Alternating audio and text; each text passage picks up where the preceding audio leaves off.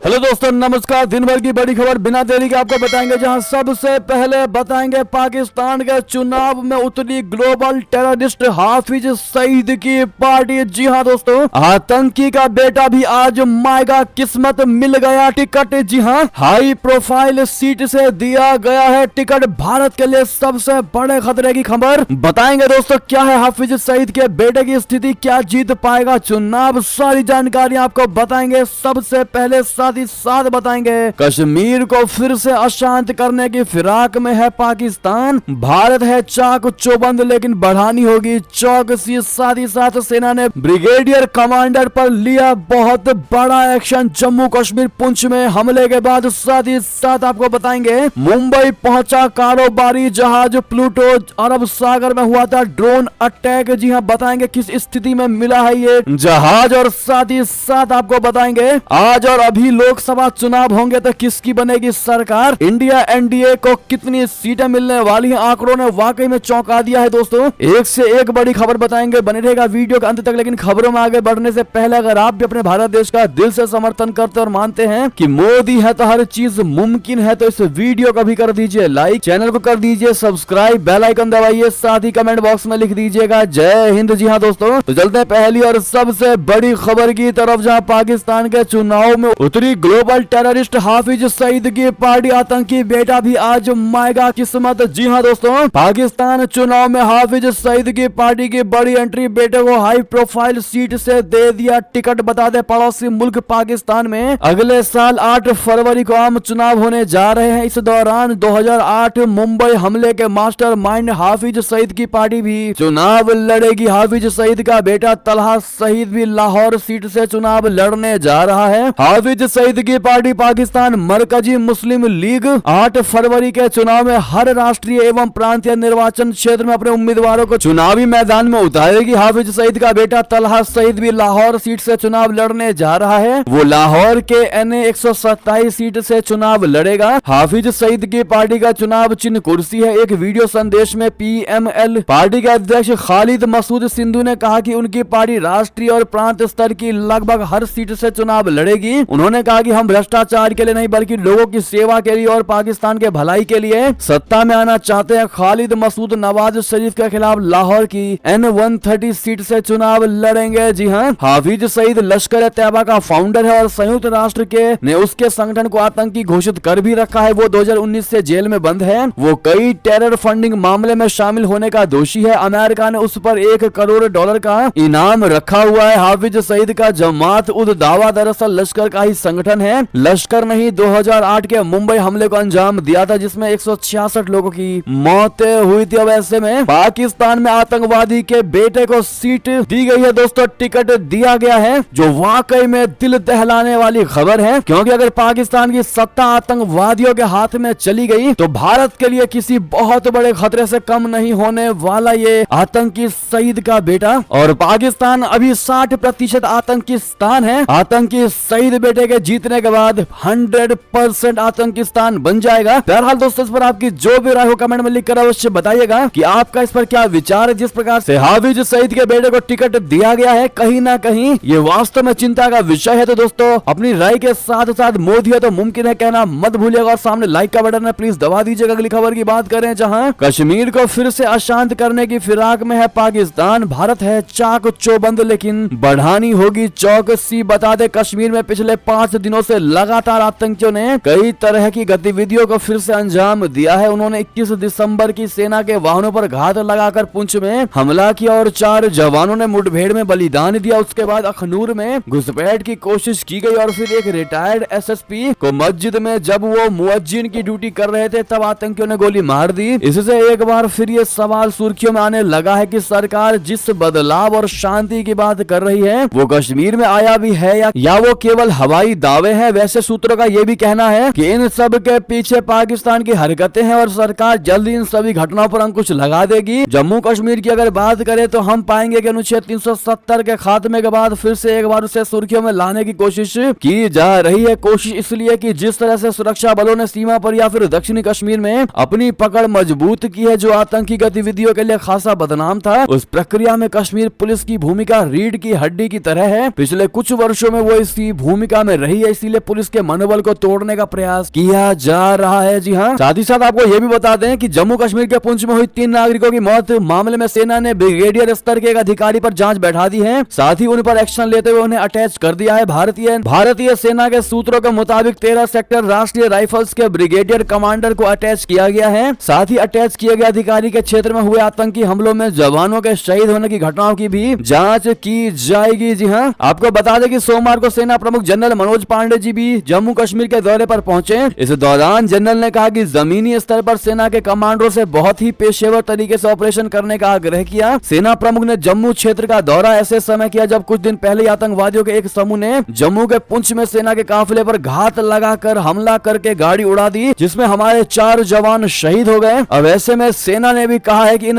आतंकवादियों को ढूंढ कर निकालने के बाद ही दम लेंगे। बहरहाल दोस्तों, अगर आपको भी अपने भारतीय सेना पर पूरा भरोसा है तो all the best Indian army कहना मत भूलिएगा। अगली खबर की बात करें, जहां मुंबई पहुंचा कारोबारी जहाज प्लूटो जिस पर अरब सागर में हुआ था ड्रोन अटैक। बता दें, भारत आते समय अरब सागर में हमले का शिकार हुआ एक जहाज मुंबई पोर्ट पहुंच चुका है। इस जहाज पर 2 दिन पहले अटैक हुआ था। इसके बाद इस जहाज को इंडियन कोस्ट गार्ड के जहाज के जरिए एस्कॉर्ट कर लाया गया। दरअसल 23 दिसंबर को सऊदी अरब से मैंगलोर से आ रही मर्चेंट शिप MV प्लेम प्लूटो पर हमला हुआ था और इस जहाज पर लाइबेरिया का झंडा लगा था। इस जहाज में 21 भारतीय थे। अब यह जहाज सोमवार को मुंबई पोर्ट पहुंच गया। नौसेना इस हमले की जांच कर रही है। रक्षा अधिकारियों के मुताबिक MV केम प्लूटो जहाज पर संदिग्ध ड्रोन अटैक से काफी क्षति पहुंची है। इस हमले से जहाज को हुए नुकसान की नेवी टीम जांच कर रही है। साथ ही इस बात की भी जांच की जा रही है कि अरब सागर में ये हमला कैसे हुआ। इसके बाद भारतीय नौसेना के युद्धपोत भारतीय और अन्य जहाजों की सुरक्षा सुनिश्चित करने के लिए इस क्षेत्र में गश्ती करेंगे। जी हाँ, इस जहाज पर हमले के पीछे अमेरिका ने ईरान का हाथ बताया था। अमेरिकी रक्षा विभाग पेंटागन ने दावा किया था कि जहाज पर ईरान से लॉन्च किए गए ड्रोन से अटैक हुआ था। हालांकि बाद में ईरान ने इन दावों को पूरी तरीके से खारिज कर दिया था और कहा था कि हमने ये अटैक नहीं करवाया है। साथ ही साथ अगली खबर की बात करें, जहां चीनी कंपनियों संग भेदभाव न करे भारत। जी हां, वीवो मनी लॉन्ड्रिंग केस में 2 अफसरों की गिरफ्तारी पर नाराज हुआ बीजिंग और कह दिया कि भारत में गिरफ्तार वीवो कर्मचारियों को देंगे हर संभव मदद। जी हां, चीनी विदेश मंत्रालय ने भारतीय अधिकारियों से चीनी कंपनियों संग भेदभाव न करने की अपील की है। इसके साथ ही चीन ने वीवो के 2 अफसरों को कॉन्सुलर प्रोटेक्शन और कानूनी मदद देने का फैसला किया है। चीनी विदेश मंत्रालय के एक प्रवक्ता ने सोमवार को कहा कि चीन भारत में गिरफ्तार किए गए स्मार्टफोन निर्माता वीवो के 2 चीनी कर्मचारियों को काउंसलर सुरक्षा और सहायता प्रदान करेगा। उन्हें हाल ही में मनी लॉन्ड्रिंग जांच के सिलसिले में प्रवर्तन निदेशालय यानी ईडी ने गिरफ्तार किया था। चीन के विदेश मंत्रालय के प्रवक्ता माओ निंग ने कहा कि वे इस मामले पर बारीकी से नजर रख रही है। चीनी सरकार चीनी कंपनियों को उनके वैध अधिकारों और हितों की रक्षा के लिए दृढ़ता से समर्थन करती है। 2 दिन पहले ईडी ने वीवो इंडिया के 3 बड़े अधिकारियों को गिरफ्तार किया था। इसमें वीवो इंडिया के अंतरिम CEO होंगे जुकवान, वीवो के मुख्य वित्तीय अधिकारी हरिंदर दहिया और सलाहकार हेमंत मुजाल थे। तीनों को prevention of money laundering act यानी PMLA के तहत गिरफ्तार किया गया था। जी हाँ दोस्तों, साथ ही साथ अगली खबर की बात करें, जहां विदेश मंत्री जयशंकर जी 5 दिवसीय यात्रा पर पहुंचे रशिया। द्विपक्षीय तथा वैश्विक मुद्दों पर करेंगे चर्चा। बता दें, विदेश मंत्री जयशंकर जी सोमवार को रशिया की 5 दिवसीय यात्रा पर मॉस्को पहुंचे। इस दौरान वो अपने समकक्ष के साथ बातचीत करेंगे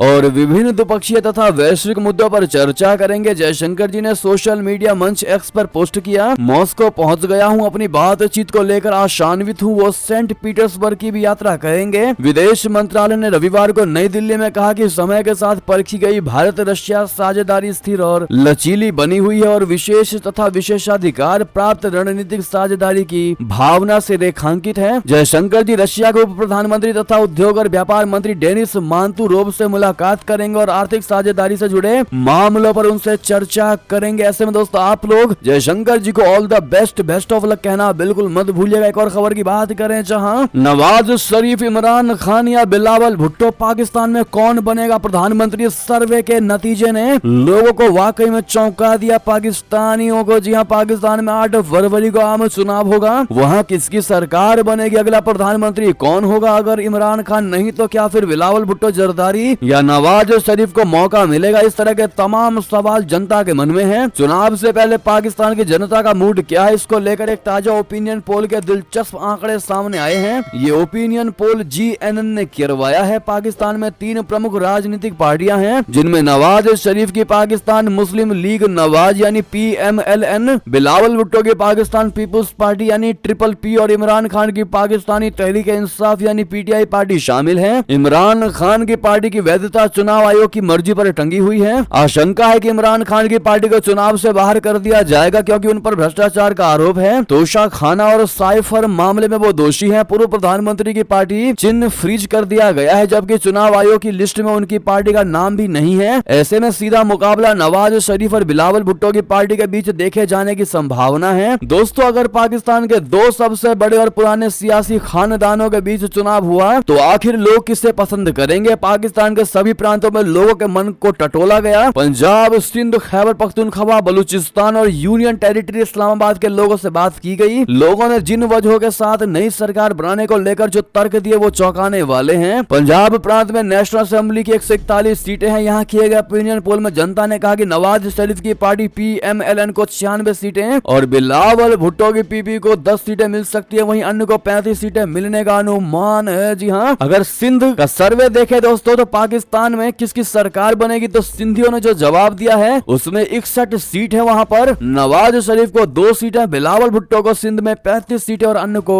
24 सीटें मिलने का अनुमान है। साथ ही साथ अगर इस्लामाबाद की बात करें तो कुल वहाँ पर 3 सीटें हैं। नवाज शरीफ को 2 सीटें, बिलावल भुट्टो को 0 और अन्य को 1 सीटें मिलती दिखाई दे रही हैं। अगर बात करें खैबर पख्तूनख्वा की तो वहाँ के लोगों की जो राय है आपको बता दें, वहाँ कुल 45 सीटें हैं, जिनमें नवाज शरीफ को 5, बिलावल भुट्टो को 5, अन्य को 35। जी हाँ, और बलूचिस्तान की बात करें तो वहाँ कुल 16 सीटें हैं और ओपिनियन पोल के नतीजे में नवाज शरीफ को 2, बिलावल भुट्टो को 5 और अन्य को 9 सीटें मिलती दिखाई दे रही हैं। और अगर पूरे पाकिस्तान की बात करें तो पाकिस्तान का ओपिनियन पोल कहता है कुल सीट 266 है, जहाँ नवाज शरीफ को 107, बिलावल भुट्टो को 55 और अन्य को 104 मिलती दिखाई दे रही है। यानी कि दोस्तों नवाज शरीफ और बिलावल भुट्टो के बीच में भी कड़ी टक्कर दिखाई नहीं दे रही है। और आप इन नतीजों से ये भी नहीं कह सकते कि नवाज शरीफ ही चुनाव जीत जाएंगे, क्योंकि नवाज शरीफ और बिलावल भुट्टो से ज्यादा वोट अन्य को पड़ता दिखाई दे रहा है। और अन्य में कोई और नहीं दोस्तों बल्कि इमरान खान के सपोर्टर ही नजर आ रहे हैं। ऐसा लग रहा है कि अगर इमरान खान चुनाव लड़ेंगे तो उनकी पार्टी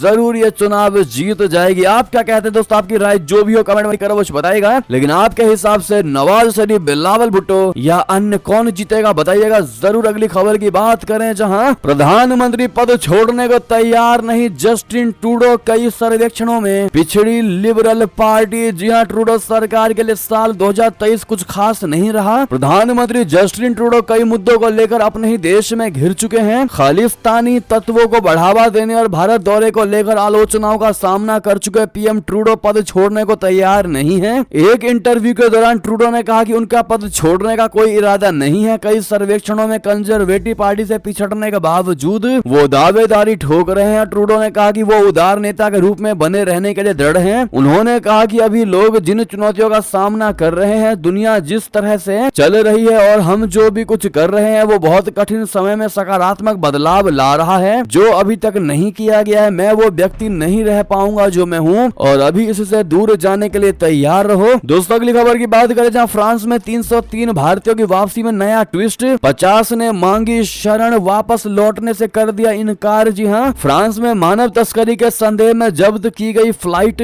घंटों की देरी के बाद भारत के लिए उड़ान भर चुकी है। यह फ्लाइट 303 भारतीयों को दुबई से लेकर निकारागुआ जा रही थी। इस फ्लाइट को एक दिन पहले ही उड़ान की इजाजत दे दी गई थी। बताया जा रहा है कि विमान में सवार कई यात्रियों ने भारत वापस लौटने से इनकार कर दिया है। इनमें से कुछ ने फ्रांसीसी सरकार से लिखित तौर पर शरण की मांग की है। फ्रांसीसी सरकार ने इन यात्रियों को शरण देने पर अभी तक कोई फैसला नहीं किया है। संयुक्त अरब अमीरात के दुबई से 303 यात्रियों को लेकर निकारागुआ जाने वाली चार्टर उड़ान को मानव तस्करी के संदेह में 21 दिसंबर को पेरिस से 150 किलोमीटर पूर्व में वेट्री हवाई अड्डे पर रोक दिया गया था। जी हाँ, मीडिया रिपोर्ट में बताया गया है कि लगभग 50 यात्रियों ने फ्रांस में शरण के कागजात दाखिल किए हैं, जबकि कई अन्य ने भारत जाने से इनकार कर दिया है। अगली खबर की बात करें, जहां भारत को छोड़ फिलीपींस के खिलाफ क्यों जहर उगल रहे चीनी भोपू, कहा आग से खेलना बंद करो। जी हाँ, चीन की प्रोपेगेंडा मीडिया यानी सरकारी भोपू इन दिनों भारत को छोड़ फिलीपींस के खिलाफ जहर उगल रहे हैं। उन्होंने फिलीपींस पर दक्षिण चीन सागर में चीन के क्षेत्र का बार बार उल्लंघन करने, गलत जानकारी फैलाने फैलाने और परेशानी पैदा करने के लिए विदेशी ताकतों के साथ मिली भगत करने का आरोप लगाया। चीन की कम्युनिस्ट पार्टी का मुखपत्र पीपुल्स डेली ने सोमवार को लिखा कि फिलीपींस ने चीन को लगातार उकसाने के लिए अमेरिकी समर्थन पर भरोसा किया है। इस तरह के बेहद खतरनाक व्यवहार से क्षेत्रीय शांति और स्थिरता को गंभीर नुकसान पहुंच रहा है। उसने फिलीपींस से आगे से न खेलने की चेतावनी भी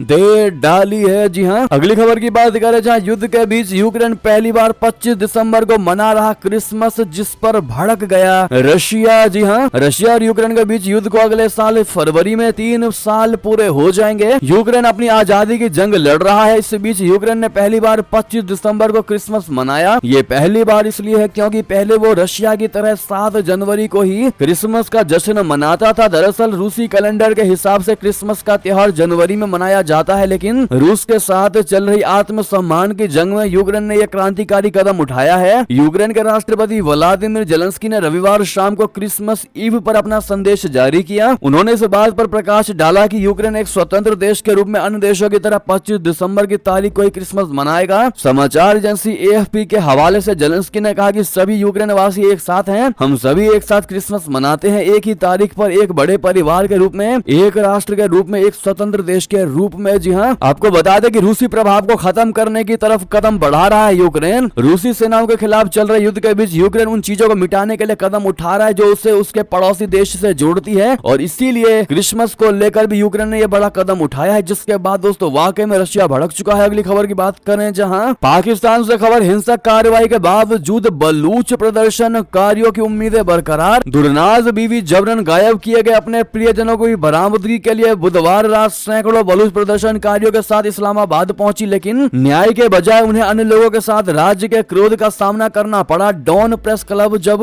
दुरनाज बीवी से बात करने पहुंचा तो वो अपनी बाहों में एक बच्चे को संतुलित करने की कोशिश कर रही थी। बच्चे ने अपने किसी प्रियजन की तस्वीर को कसकर पकड़ रखा था जो 3 साल से अधिक समय से लापता था। दुरनाज बीवी ने डॉन प्रेस क्लब को बताया कि उसकी माँ इस मार्च में सबसे आगे है और मैं फिलहाल बच्चे की देखभाल कर रही हूँ। यानी कि दोस्तों हिंसक कार्रवाई के बावजूद भी बलूचों का जो ये मनोबल है वो वाकई में काफी ऊंचा और कहीं ना कहीं अपनी जीत दिलवाकर ही दम लेंगे, और इस्लामाबाद में जो हिसाब मांग रहे हैं उसका पूरा हिसाब किताब करके ही दम लेंगे। साथ ही साथ अगली खबर की बात करें जहां पाकिस्तान में मदरसे ने टिकटॉक को अवैध और हराम किया घोषित। बता दें पाकिस्तान के सिंध प्रांत की राजधानी कराची के एक प्रमुख धार्मिक मदरसा जामिया बिनोरिया टाउन ने एक धार्मिक फरमान जारी करते हुए टिकटॉक के उपयोग को अवैध और हराम घोषित किया है और इसे सबसे आधुनिक युग का बड़ा प्रलोभन बताया है। फतवा में संस्था ने अपने फैसले को लेकर 10 कारण बताए हैं। डॉन न्यूज के अनुसार अतीत में भी धार्मिक विद्वान अनैतिकता फैलाने के कारण टिकटॉक पर प्रतिबंध लगाने की मांग करते रहे हैं और पाकिस्तान में बार बार टिकटॉक पर आंशिक प्रतिबंध भी लगाया जा चुका है। अगली खबर की बात करें जहां पर कोविड के नए वेरिएंट JN.1 से कर्नाटक में 3 लोगों की मौत, केरल में भी फूटा कोरोना बम। बता दें कोरोना वायरस ने एक बार फिर दस्तक दे दिया है। इस बार कोरोना का नया वेरिएंट बोले तो JN.1 मुश्किलें बढ़ा रहा है। भारत में भी इसके मामले लगातार सामने आ रहे हैं। सोमवार को कर्नाटक में जहां 34 मामले दर्ज किए गए हैं वहीं 3 मरीजों की मौत भी हुई है। उधर केरल में कोरोना विस्फोट हुआ है कारण प्रदेश में एक दिन में 115 नए मामले सामने आए हैं। कर्नाटक के स्वास्थ्य और परिवार कल्याण सेवा विभाग के मुताबिक प्रदेश में JN.1 वेरिएंट के कुल 34 मामलों का पता चला है। इनमें से 20 मामले बेंगलुरु में, 4 मामले मैसूर में, 3 मामले मांड्या में और एक मामला रामनगर, बेंगलुरु ग्रामीण, कोडागु और चामराजानगरा से सामने आया है। नए JN.